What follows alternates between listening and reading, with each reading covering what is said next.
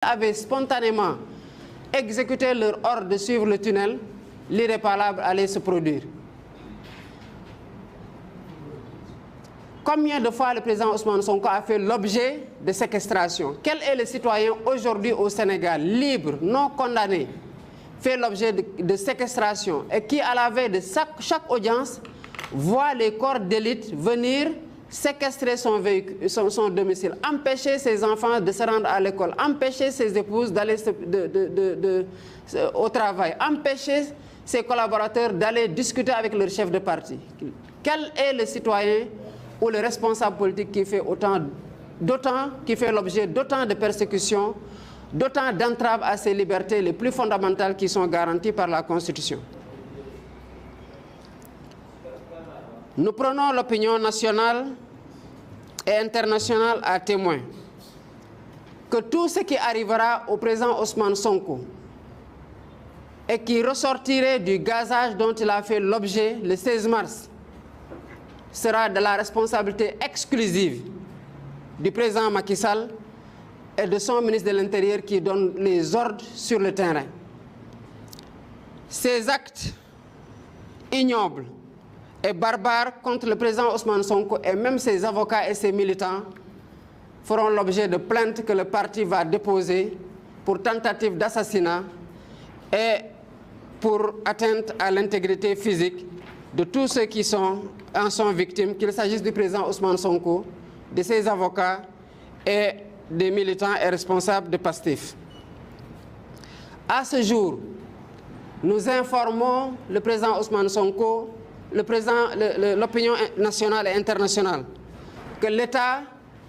de santé du président Ousmane Sonko est extrêmement préoccupant. Jusqu'à présent, nous-mêmes les responsables du parti, nous peinons à le voir. Ça signifie que sa situation clinique est extrêmement préoccupante pour nous et pour les médecins qui sont à son chevet. Voilà pourquoi le parti a décidé de mettre tous les moyens à notre disposition pour procéder à son évacuation en rapport avec ses avocats à l'étranger pour voir le degré de nocivité du gaz qui lui a été aspergé. Nous informons aussi comme le maître Ciré Clédor, qui n'a pas d'entrave par rapport à son passeport, a été envoyé en France pour subir les tests que nous voulons que le président Ousmane Sonko lui-même subisse. Nous exigeons dans ce registre alors que son passeport lui soit tout de suite restitué pour permettre de procéder sans délai aux formalités permettant de le sortir du territoire pour prendre en charge de façon correcte ses soucis de santé découlant des effets de la substance dont il a été aspergé. Rien ne nous rassurera par rapport à ça. Des échanges qu'on a eus avec des toxicologues nous renseignent qu'il y a des gaz qui, administrés et pendant un certain temps, ne peuvent plus être découverts mais continuent à faire leur effet sur le long terme. Et cela nous fait interroger sur la nécessité qu'ils ont eue à l'asperger de gaz, à le conduire chez lui, à empêcher même que l'ambulance vienne le prendre pendant 6 heures de temps. Pourquoi, après qu'il soit revenu chez lui, continuer à empêcher même que l'ambulance vienne à son chevet pour que les observations et les examens qu'il aurait pu faire lui soient administrés dans la clinique où on voulait le conduire? Est-ce qu'il voulait attendre que ce temps-là soit écoulé pour qu'on ne puisse plus retrouver de substances et que les effets continuent à se faire sentir sur sa santé à long terme? C'est une interrogation légitime que nous avons et c'est notre soupçon le plus total que nous avons vis-à-vis de ce qu'ils ont voulu avoir comme résultat. Voilà pourquoi Pastef, les patriotes, demandent aux militants et sympathisants de maintenir la mobilisation pour continuer à résister vigoureusement face à la tentative d'assassinat subie par notre leader, le président Ousmane Sonko. Que les patriotes comprennent et les citoyens sénégalais de tous bords qui sont épris de justice et de démocratie que rien ne doit nous faire reculer face à l'obstination du président Macky Sall à éliminer politiquement et au besoin physiquement le président Ousmane Sonko pour l'écarter de la course à la présidence de la République pour laquelle il est le favori. Que les actes d'intimidation et de violence exercés sur nos militants et nos sympathisants n'entravent en rien leur détermination à poursuivre la lutte. Parce que si cela les fait reculer, le monstre va triompher et il va encore s'en prendre mieux à tous les Sénégalais, à leur liberté, aux besoins physiquement, comme on l'a vu avec Dambodj récemment et comme on l'a vu avec le président Ousmane Sonko. Le bureau politique appelle tous les militants à continuer à résister à ses côtés par tous les moyens devant cette injustice systémique digne des régimes autocratiques. Et il est évident aujourd'hui qu'au Sénégal, il n'y a plus de limite dans la dictature et la tyrannie. Le bureau politique demande aux coordinations départementales sur l'ensemble du territoire d'introduire des lettres d'information auprès des autorités administratives pour des marches pacifiques tendant à demander la fin de la persécution contre le président Ousmane Sonko et les militants et sympathisants du parti et à demander la libération sans condition des otages politiques du régime du président Macky Sall. Pastef, les patriotes, appellent les forces de défense et de sécurité républicaines à cesser de s'attaquer aux populations désarmées et à démanteler plutôt les milices illégales qui opèrent à leur côté et qui sont en train d'usurper de la pire des façons leurs fonctions. Il y va de leur honneur et de leur dignité républicaine.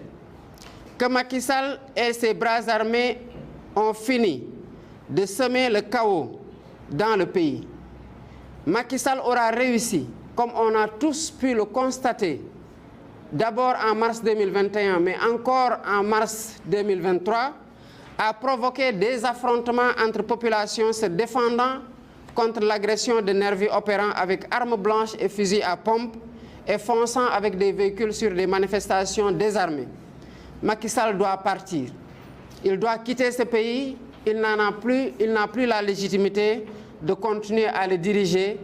et toutes les manifestations doivent aller dans le sens de le contraindre par la voie pacifique à quitter ce pays,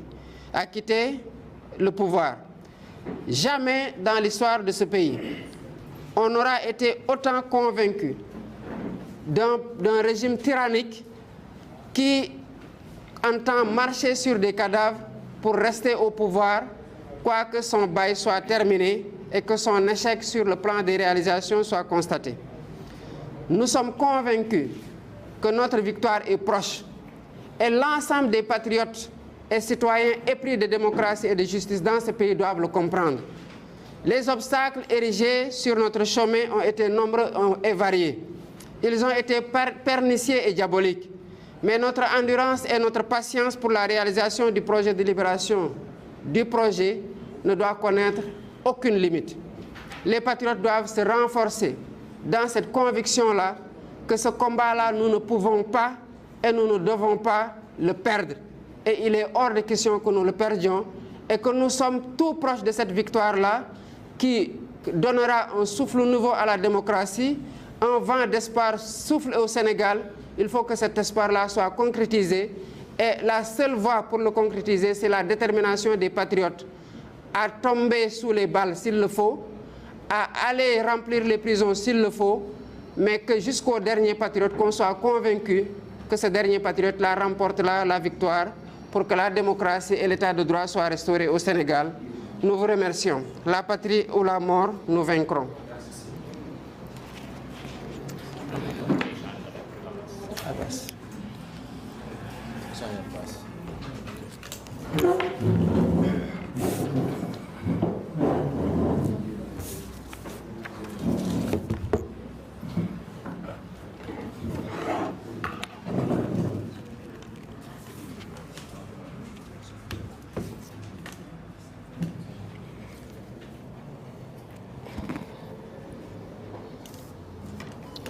salaamaaleykum mbokki journalistes yi ñu ngi leen di nuyu bépp sénégalais bu ñuy déglu. Bureau politique u Pastef les patriotes moo décidé tey wax ak sénégalais yi wax aussi ak ñi nga xam ne ñi ngi bitim réew ñu koy wax ci français la communauté internationale. dañoo décidé démb bi ñu réunir ba pare ne daañu fas yéene wax ak sénégalais yëpp. lan la ñu bëgg a wax sénégalais yi ci loo xam ne sax xëy na ñoom ñëpp gis nañ ko waaye nag baamtu wàññiwul dara ndax li ñuy wax yëpp sénégalais yi xam nañ ko. gis ngeen fi réew mi toll li ñu naan démocratie muy réew moo xam ni kenn ku ci ne am nga sañ-sañ pour li nga war a xeex nga xeex ko, am nga sañ-sañ boo bëggee jiite réew nga jiite ko. démocratie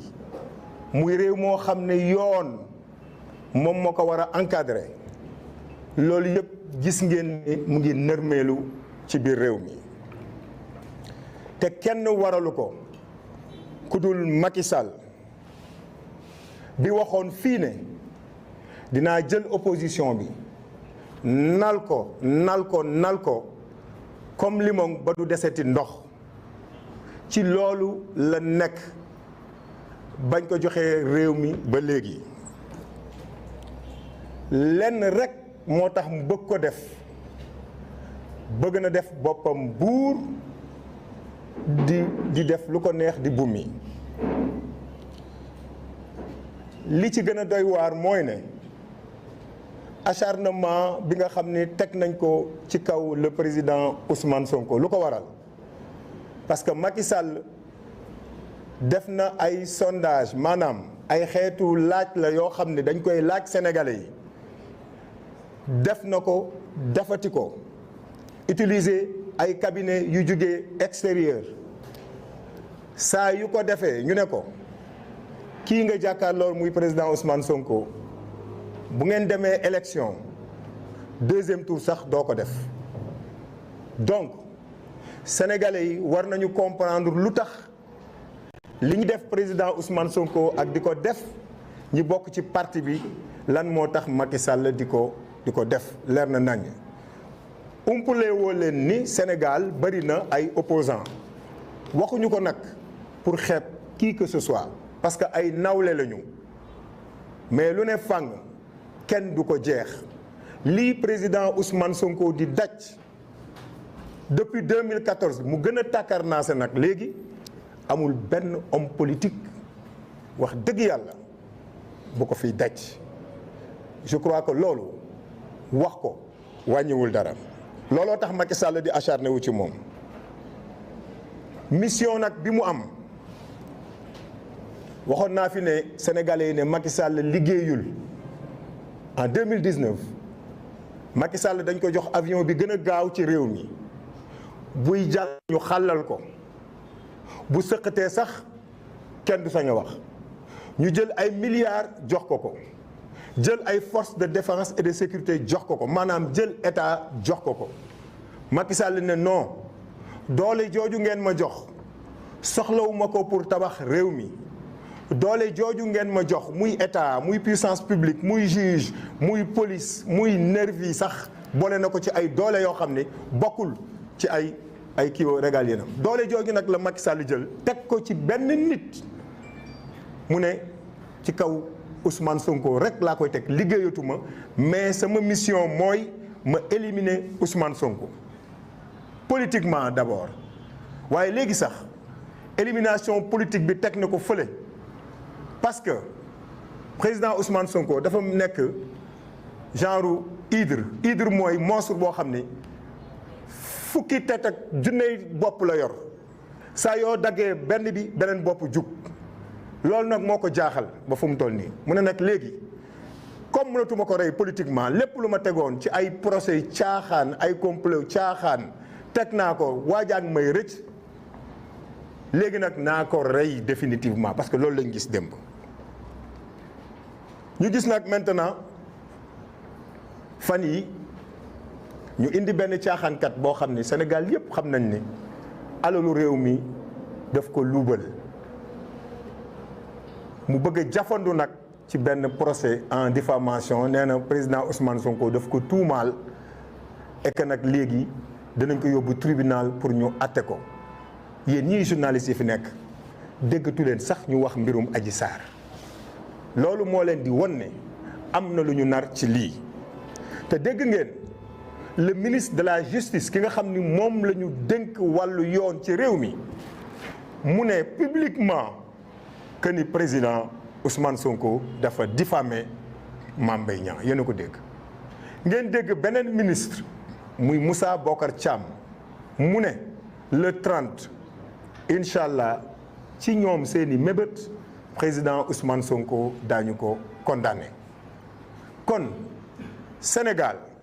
ak ñi nekk ci bitim réew leer na naññ ci suñu bopp ak seen bopp que le 30 mars Ousmane Sonko le président Ousmane Sonko dafay dem rek pour déglu avocat yi plaider kenn ku ci ne wax mu nekk genre parodie de justice maanaam loo xam ni comme théâtre rek justice mu pare ñu ne waaw li ñu jot a dégg condamné nañu président Ousmane Sonko c'est-à-dire que fu mu toll nii pour ñun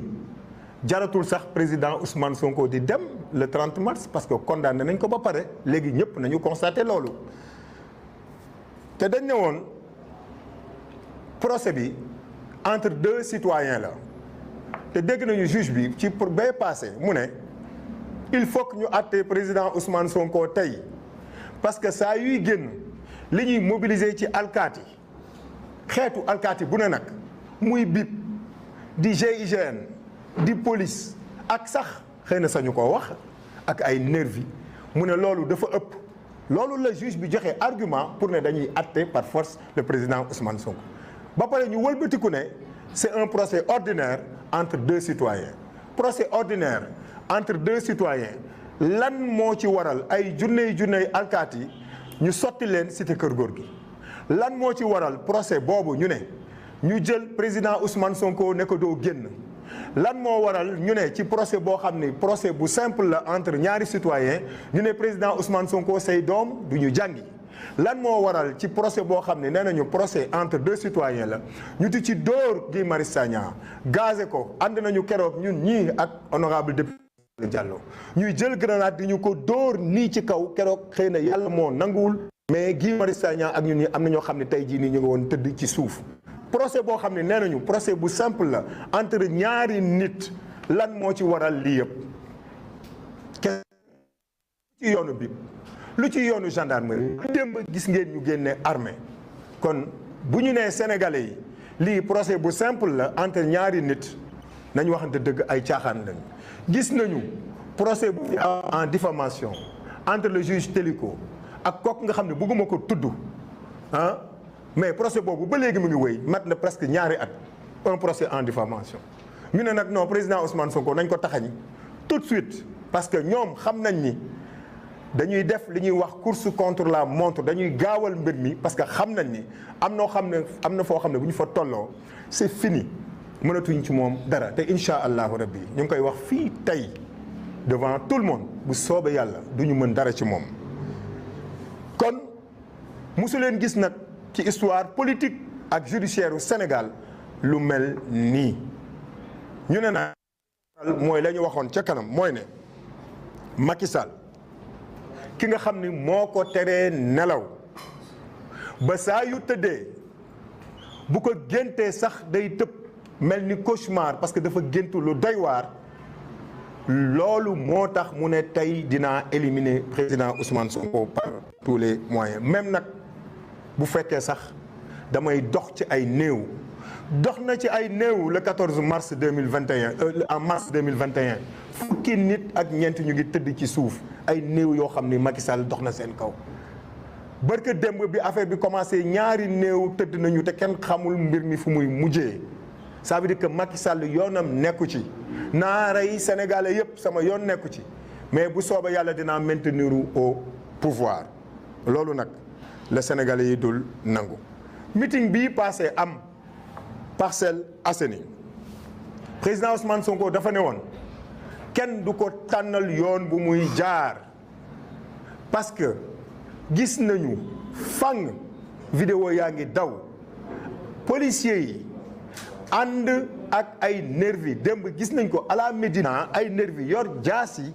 ànd ak policiers yi di dàq xale yi ñëpp gis nañ ko démb. keroog président Ousmane Sonko bu muy jógee tribunal ñi di ko gazé keroog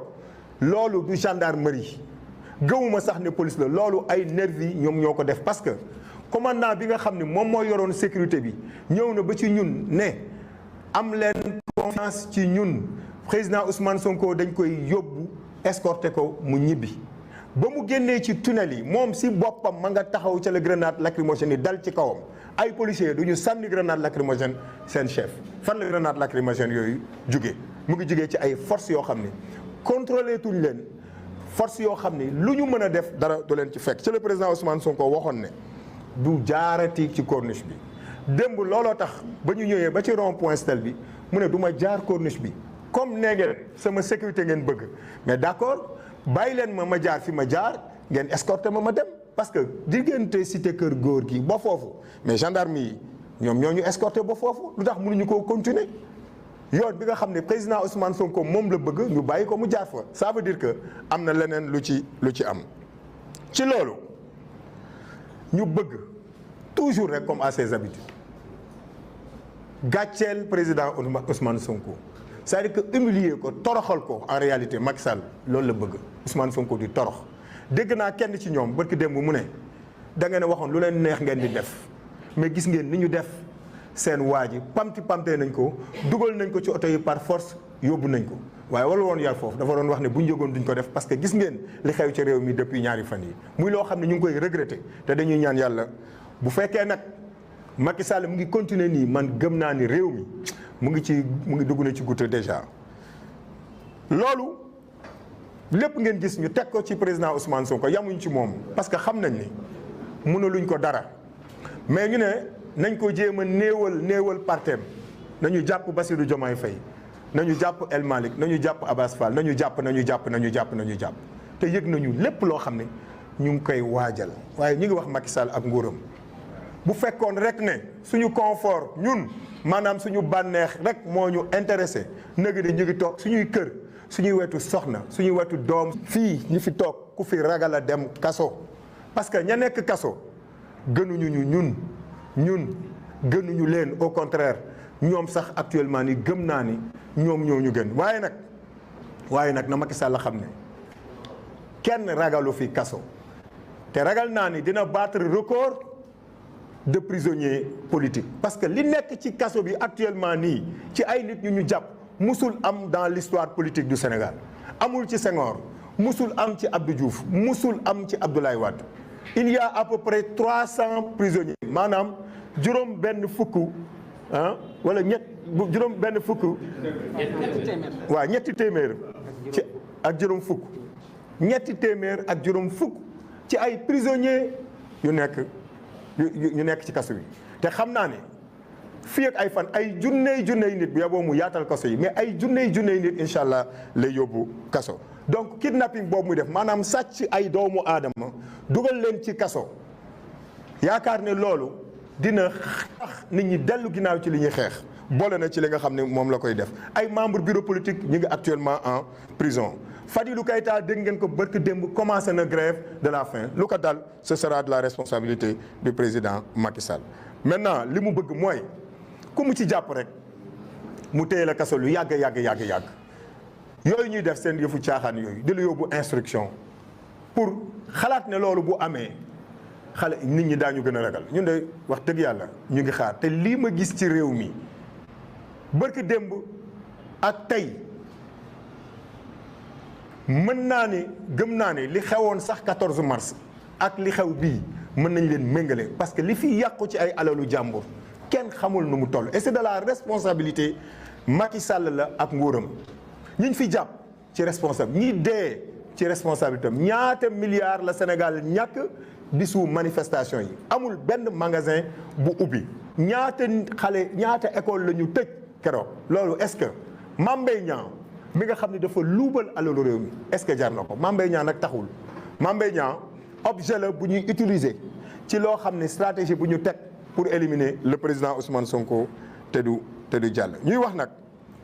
sénégalais yi ñi nga xam ne dañuy xeex pour yoon law ci réew mi sénégalais yi nga xam ne dañuy xeex pour démocratie law ci réew mi ñi nga xam ne en 2011 2012 ñoo jàkkaarloo nag Abdoulaye Wade ñi nga xam ne ñoo jàkkaarloo woon nag Abdou Diouf di xeex pour démocratie law ci réew mi ñu ngi leen di woo te di leen yëgal ne fu mu toll nii ñoom ñëpp ñu ngi toog ci chaise boo xam ne ñaari tànk moo ci des te des na tuuti ñun ñii ñëpp sénégalais yëpp ñu ngi toog ci chaise boo xam ne benn tànk la li ci des pour mu suux bareetul daanaka sax mën nañu wax ni démocratie suux na ci Sénégal ñu leen di woo nag muy organisation non gouvernementale yi muy les organisations de droits de l'homme ñi nga xam ni dañuy saytu droits de l'homme ak ñeneen ñu jug taxaw pour ne Macky Sall mu arrêté. waxoon naa fi dafa waxoon ne dafay nal opposition bi ba du ñu existé ti la mu waxoon mu ngi ci waxoon naa ko du ma ko répété élimination président Ousmane Sonko physiquement léegi la ñuy jéem ci loolu yëpp nag ñu may leen ci rek ay point yoo xam ni mooy wone di firndeel li ñu jot a wax le 16 février 2023 gis ngeen ko ñu planifier li ñuy wax benn guet-apens c'est-à-dire benn piège pour dal ci kaw président Ousmane Sonko ay nervis armés wax naa ko léegi dal ci kawam ci côté Soumbédioune ba jour boobu GIGN ñoo obligé dugal ko ci otoom pour yóbbu ko bu ñu demee ci réew nag ba ay nervis taxaw policiers yi gis leen ñu leen di bàyyi ñu opérer ça veut dire que réew mi toll na foo xam ni kenn nekkatul en sécurité 14 mars 2023 ñu jël ay grenades lacrymogènes sànni ko ci cortège yu convoi wu président Ousmane Sonko bi ñuy jógee ci meeting bi keroog li ñu daj ci yoon bi pour ñëw li ñu dóor ci ay grenades lacrymogènes dóor ko ci président Ousmane Sonko gëj nañ ko def un opposant politique dans ce pays léegi nag ñu ne nañu toog bu ñu wax dara le 15 mars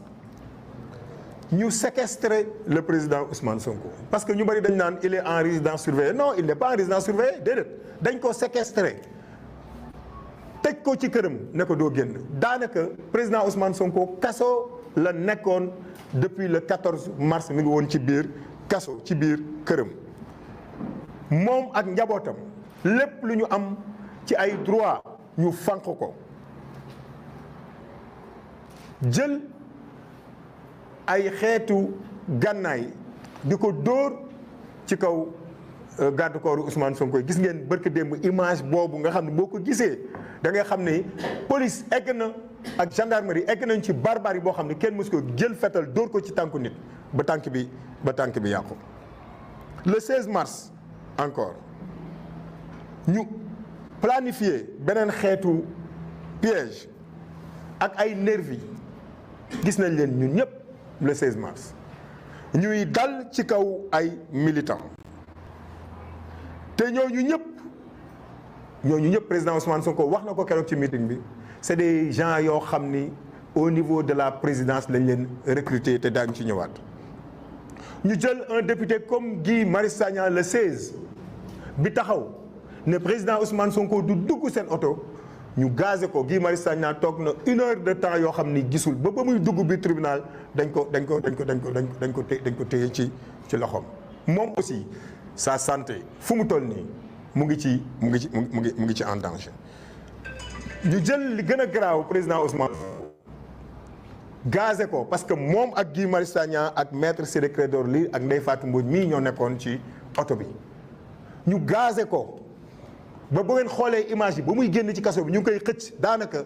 jour boobu président Ousmane Sonko xamatul fu mu nekk xoolaat leen image yi bu baax xamatul fu mu nekk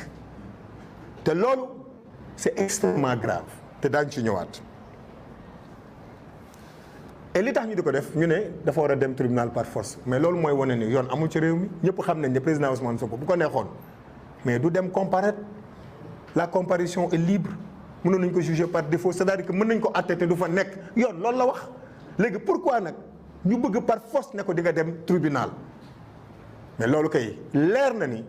dañ ko bëggoon brutaliser benn dañ ko bëggoon a rey ba pare au-delà avant ñu koy rey ñu humilier ko comme ñoom ñu ngi koy bàkkoo fan yëpp naan gatsa bi mujj na metti ci yéen waaye loolu dina leer li gën a garaaw nag mooy nit ku ne boo feebaree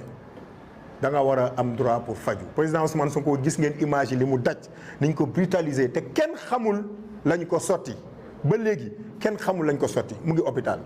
ñun ñii ñëpp fan yi yëpp pour ñu gis ko sax ñun problème la les leaders de la coalition Lamine Diante ngi nii dem nañ fa dem pour ñu gis le président Ousmane Sonko problème la loolu ñu ko sotti nag moo tey waxuma la sax tey suñu xel mais dañu wóor ne loolu ñu ko sottee c'est pour attenter à sa vie maanaam dañ koy répéter di ko waxaat sénégalais yi xam ko ne président Ousmane Sonko sa vie est en danger parce que la ñu ko sotti ba léegi xamuñu lan la. ñu ne ko doo génn sa kër ambulance bi ñëw di ko jël si ñu ne ko doo génn sa kër doo dem hôpital mais loolu mës ngeen ko gis Sénégal nit ku ñu agressé mu war a dem hôpital ñu ne ko doo génn doo dem hôpital loolu nag moom moo gën a garaaw ci mbir mi te li ci gën a garaaw mooy docteur moo bind certificat médical ne kii il faut ñu évacuer ko ñu xool ko yóbbu ko à l'hôpital ñu lànk carré.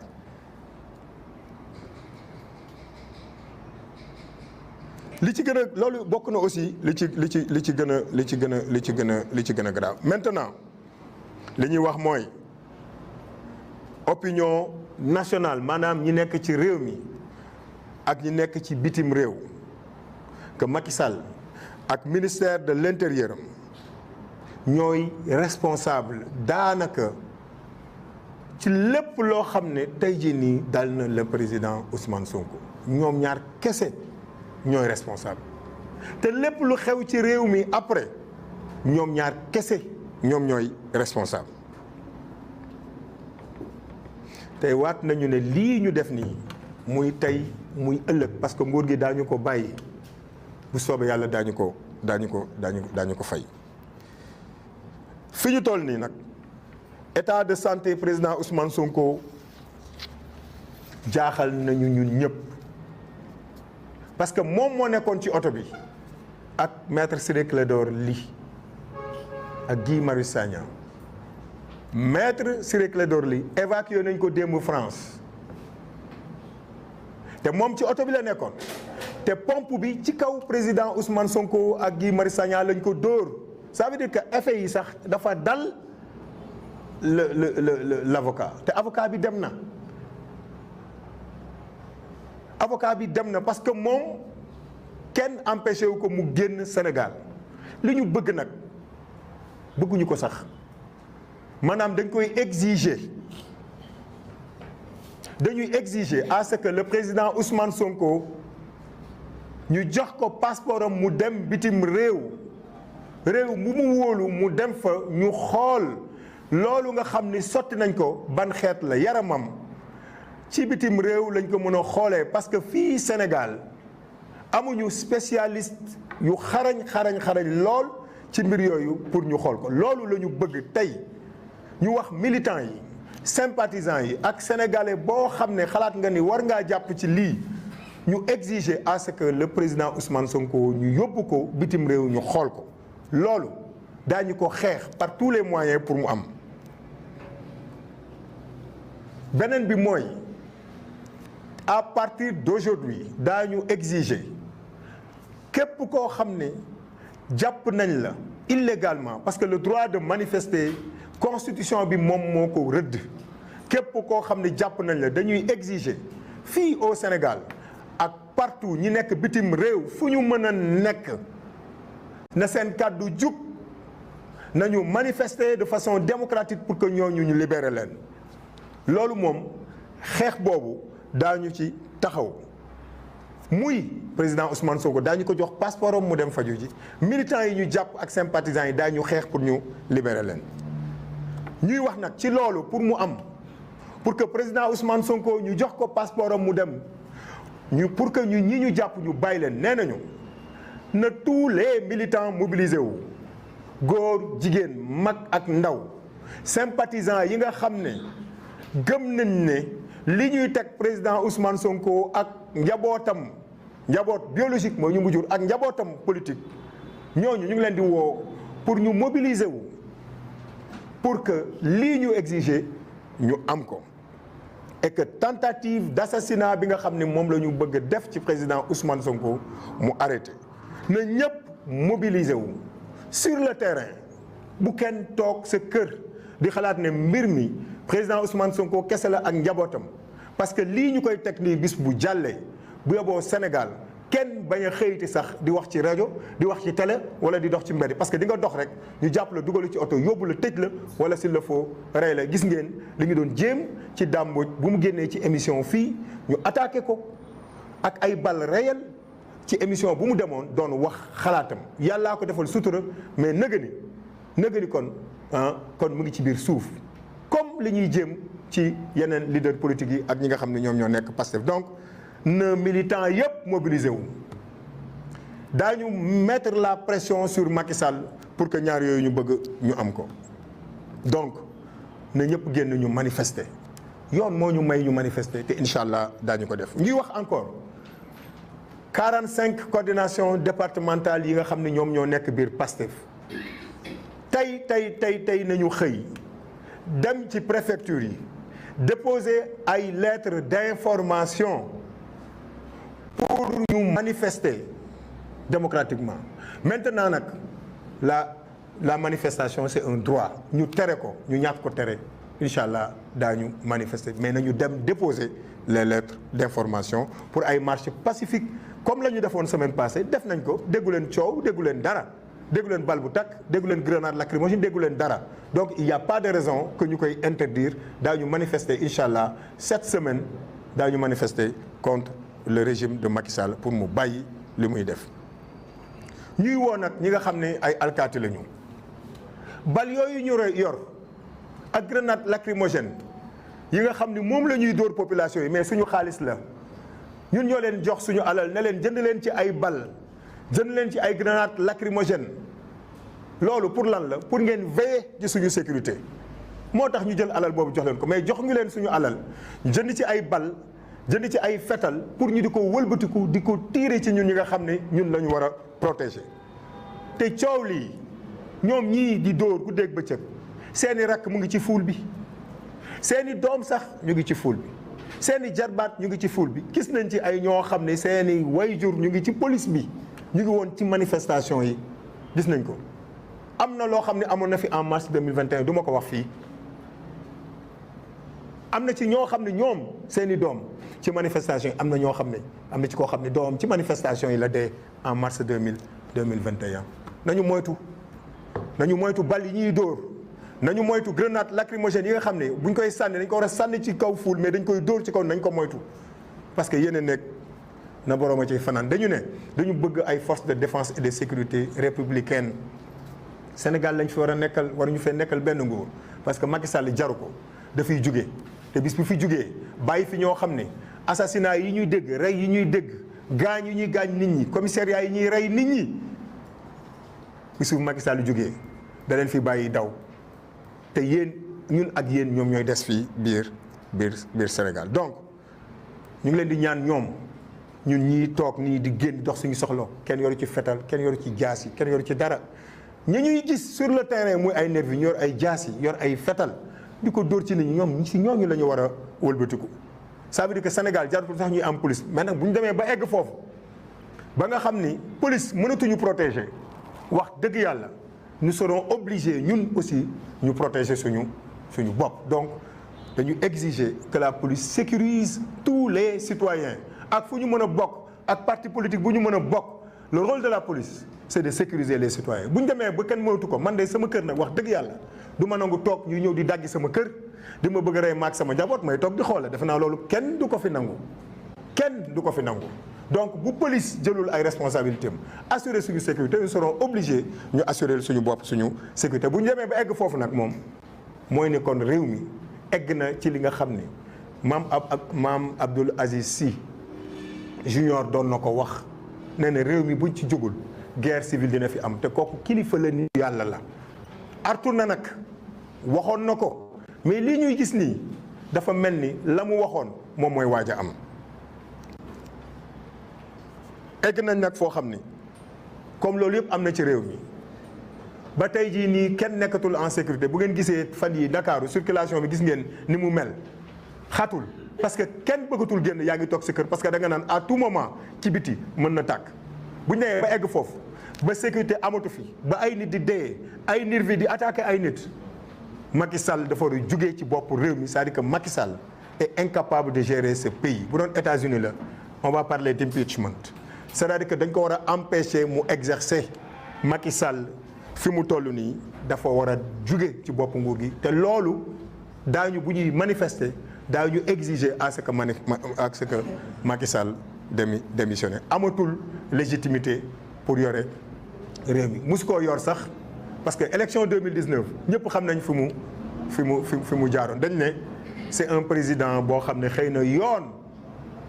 yoon validé na ko mais légitimité c'est-à-dire li tax mu toog ci bopp nguur gi musu koo am te tey la waaloo gën a aay donc may wax nag ma jeexalee foofu di ko wax suñuy militants di ko wax suñuy sympathisants ne lii nii yëpp mooy wane ni victoire bi jege na lii ñuy def ni yëpp ñoom mooy wane ni réew mi déjà mu ngi ci loxo président Ousmane Sonko ak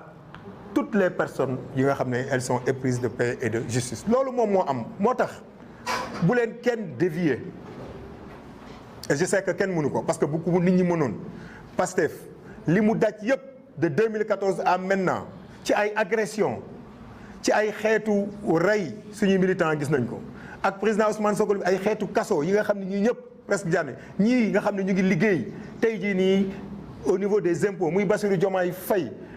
muy Matar Sène mii ngeen gis ci ginnaaw daanaka xañ nañ ko lépp liggéeyatul daanaka lan moo tax mu jaral ko parce que gëm nañ ni lépp lu ñu teg incha allahu rabbi lépp loo xam ne teg nañ ñu ko ci ay coono c'est parce que fa ñu jëm moo baax victoire bi mu ngi nii ñu ngi koy gis ñun ñëpp na ñëpp mobiliser wu musuñoo gën a jege nii nguur gi qu'auparavant 2019 dëgg-dëgg xëyoon na mais bii amatul dara amatul sikki sàkk oto yi marché yi foo munti dem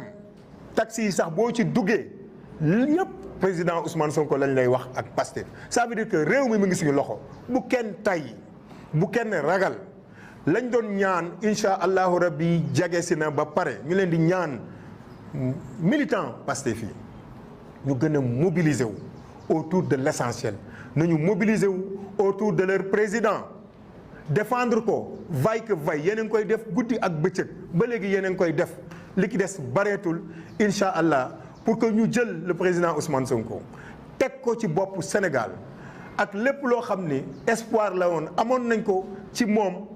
yàlla dimbali ñu ba Sénégal yi teg ci seen bët ba du ñu rëccu mukk liñ koy tegee ci boppu Sénégal loolu laa amoon lu ma bëgg a wax ci wolof di leen gërëm di leen sant. waaw ñu déglu suñu jigéen Yacine Fall mu ñëw ci version anglaise bi kay ma sœur.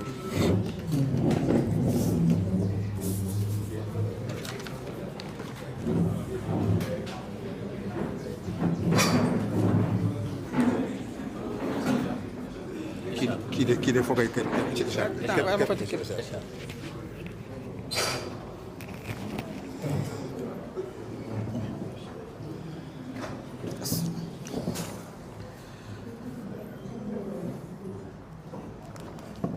Thank you for the members of the press for coming to cover this press conference. We are today trying to raise our voices to speak to the Senegalese people in Senegal and above, in Senegal and outside our frontiers, and also to the human rights community, to the international community, and to any individual or organization that considers to be a friend of Senegal. We are doing so because we are witnessing a downfall of the Senegalese democracy by Macky Sall, who confirms once again that he is determined to step over the opposition and the people of the country, maintaining himself into a dynasty that Senegalese people will not accept. President Macky Sall is convinced, based on polls that was done, that if elections in 2024 are held, he will lose at the first round. And he will lose to who? He will lose to President Ousmane Sonko.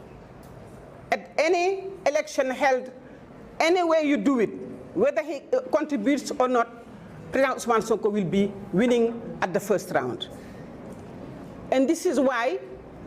he has masterminded and put together a situation of banditry that appears to the world as expressed by the Minister of Justice, Ismaïla Madior Fall, who is condemning Ousmane Sonko on a trial that has not yet taken place. You cannot be condemned without being seen to be guilty. And that is what the Minister of Justice, who is actually someone who has studied law, is doing. That is banditry. Another one is really another minister who said that when the trial will be held on the 30th, President Ousmane Sonko will be found guilty. Now, where in the world can you trial someone, find him guilty, without really going to trial and while he's still summoned in court? So we are really in a situation where the Senegalese, our country, is in a very, very, very dire situation. Let alone a sham defamation trial required by the mobilization of all forces, the police forces and the elite of the police forces, our gendarmerie, and even now our army is involved in trying to really stample on our democracy. This shows the insane will of President Macky Sall to really prevent, by all means that he can use, and especially the judiciary, weaponizing the justice system and using the army, to really prevent President Ousmane Sonko from being a candidate, and in doing so, attacking his bodily integrity and trying to take away his life, including the life of his lawyers and all of his followers, all members of the party that are along him. During the meeting, the huge Giga meeting we organized in Parcelles Assainies, President Ousmane Sonko did clearly say that he confirmed again his decision to go to trial, to respond to court, but he will decide which direction and which route he will take. He has the freedom to do so. No one in Senegal, be you a political opponent or any citizen, should be given a route or direction to take. President Ousmane Sonko realized that his safety was taking Avenue Blaise Diagne, because the avenue on the Corniche was filled by thugs and militiamen hired by the state who were trying to attempt to his life. This is what brought again the confrontation. And this confrontation in 2021 started with this. This is very famous take, and he was prevented from taking the road he wanted to choose.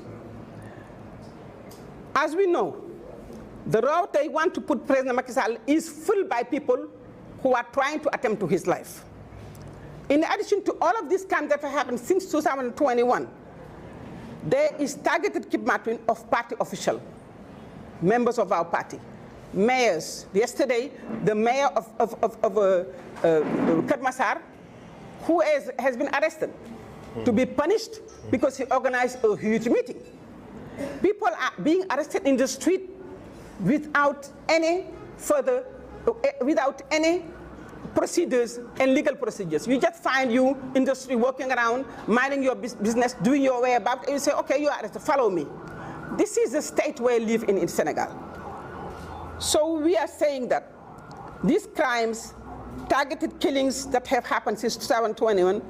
to members of our party, to our militants, to people in our elite, in the leadership of our party, and all coordinators, even at the regional level, this needs to stop because there is no justification, there is no reason for this to happen. This use of force without justification is really a state, is the description and the definition of a state of tyranny and of a state of autocracy. So we would like to say that we are really condemning this, and any citizen who loves justice and democracy will really reject this and say that to President Macky Sall, stop. We would like to bring then what happened to our friend, Mr. Dambuj, who is not even a member of our party, but who is a very free person who speaks his mind and who tells the truth. Everywhere he goes, he speaks his mind and he tells the truth as like it happened. He has been followed. He has, coming from a TV program, 7 shots sent on his car, and it's just by the grace of God that he was able to run fast and find a protection in a hotel. This is the state where we are. Not only members of Pastef, but also members of the society, Senegalese people, who show to President Macky Sall that we do not support the fact that you want to annihilate your opponent and the fact that you want to take away this democracy and put it at your own service. We are standing and resisting. They are being harassed, and now their attempt of killing their life. We never had this in Senegal before. Such event never happened before. A citizen being shot several times on his car while he's driving, never before. So we are saying that President Macky Sall is really putting in practice what he said before, that I will annihilate the opposition in Senegal. Now, annihilating an opposition in Senegal meaning you're going to kill democracy. That was his promise, and that's what he's putting in practice. But there is a lot of resistance. We want to just go back to a few dates. February 16, 2023, he planned an ambush with armed thugs, because now we have thugs, malicious thugs that are in our defense and security forces, integrated into them, that are using machetes, that are using knives, stabbing people in the back, and is not what an army does. We do know that the police didn't do it, gendarmerie isn't doing it, and this is what we are living in. And we are also saying that on the 14th of March, when President Ousmane Sonko was coming out of a convoy, after a very successful meeting, his car and his convoy was attacked, and tear gas. And the kind of tear gas, I've been to demonstrations all over the world, in many times, to watch, to follow, but the kind of tear gas we have here in Senegal, there is a need for investigation. What kind of tear gas they are using in this country? Because they are really, really damaging bodily integrity, and they're really damaging people. And they are not being thrown in the sky like it is legally supposed to be done. They're throwing it towards people's body to harm them and maim them.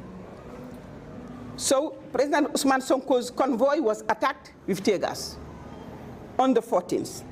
On the 15th, President Ousmane Sonko was almost put on house arrest because a huge army and force surrounded his house, like Senegal was at war against one individual. While the person who has said that he's taking him to court for, how do you say? Who's taken to court because he's really telling things that are not true for defamation. He is walking freely without being, tortured or followed. President Ousmane Sonko was taken by surprise, and the whole army around his house. He was not able to get out. He was not able to take his son to school, and this happened from the 15th. And anyone from the house who wanted to go out was prevented from leaving, and anyone trying to go to visit him, including myself, was prevented, and other people were prevented from entering. This is house arrest. And we don't understand what is the ground for doing so. Now, on the 16th, the day of the court, where he was summoned to court, President Ousmane Sonko left his house in peace and healthy. We need to insist in that term, that left his house healthy, with followers that were accompanying him last before. Arriving at the very historic corner, he was again prevented from taking the road he wanted to take. And this is the second time. This is what happened in 2021.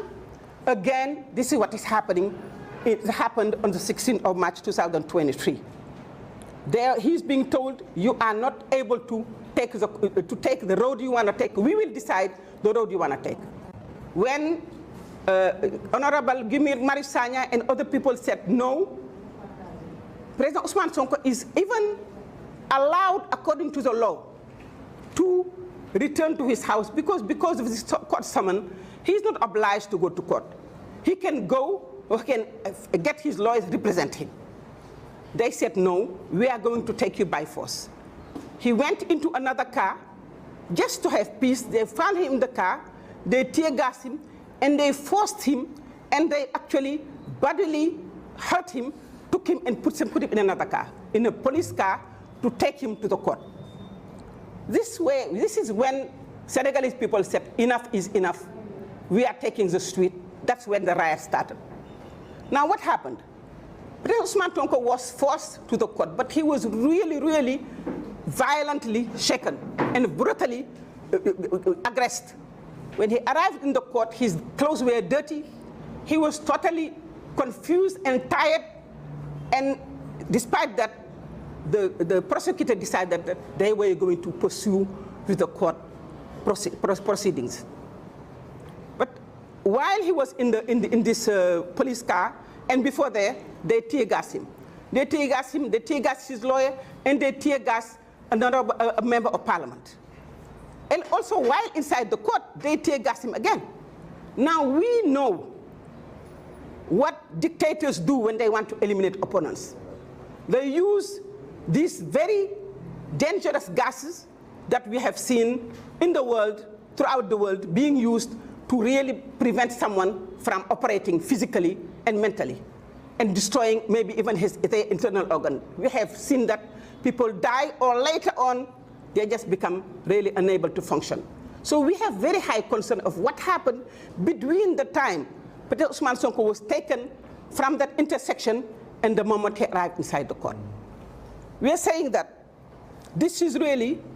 a plan to assassinate him, take his life. We are saying that, and we weight our words, because this never happened in Senegal. Never in Senegal have we had a political opponent, a candidate who everyone, all the observers inside and outside the country know that if elections are taken, he has a lot of chances of being our next president, that he's being brutally aggressed in this manner. President Macky Sall has put Senegal into a state of really tyranny, into a state of barbaric violence against his opponent. And this is what we are condemning. We are saying that President Ousmane Sonko is in a very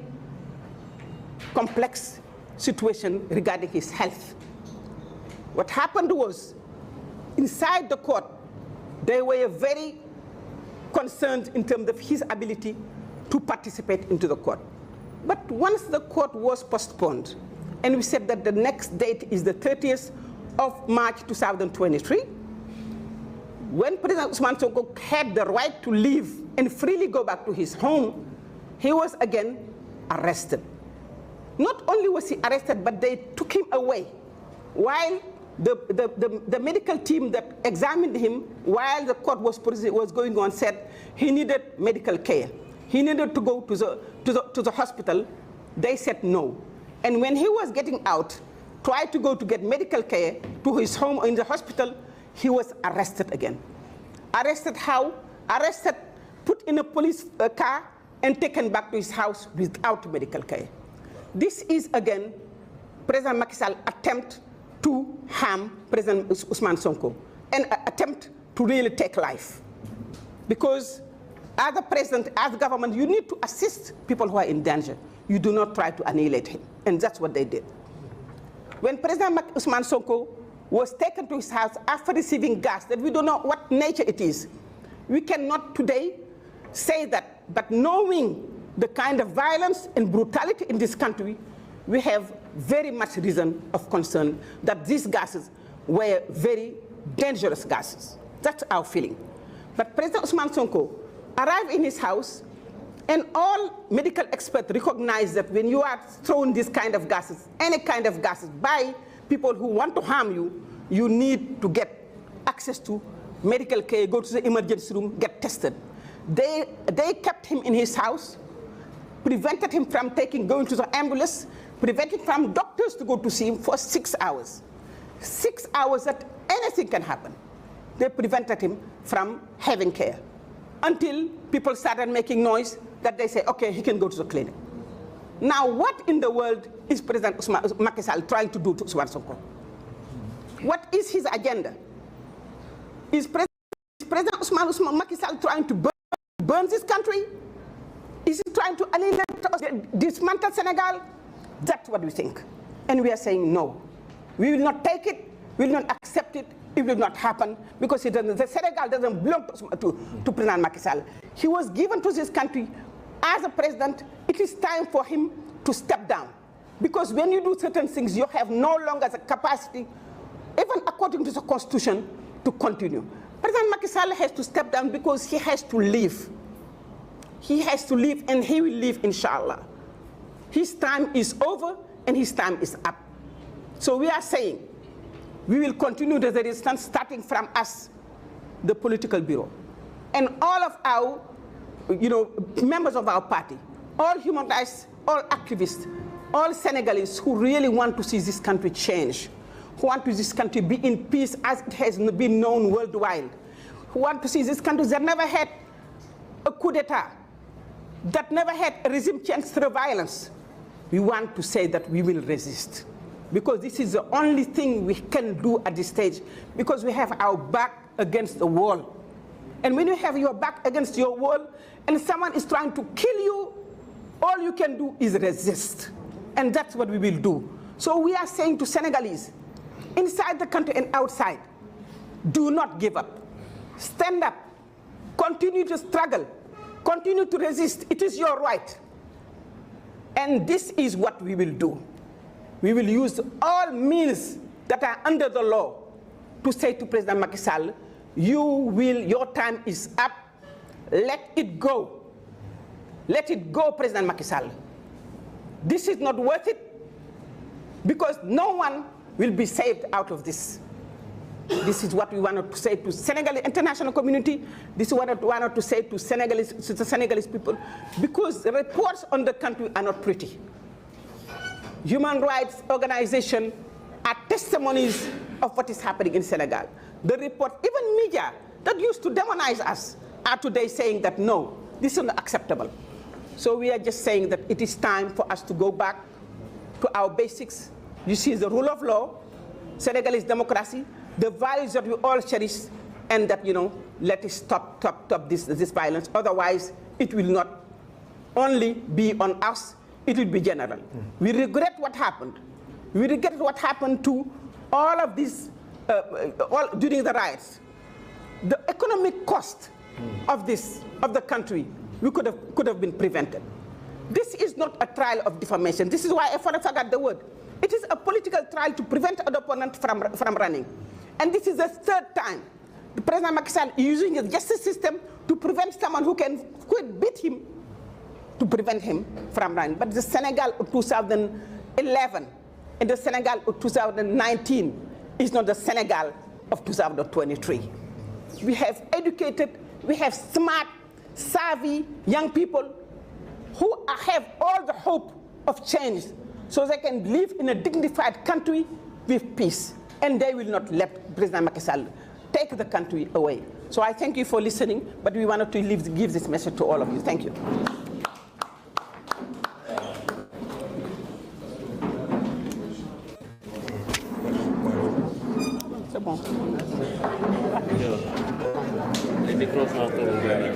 C'est bon.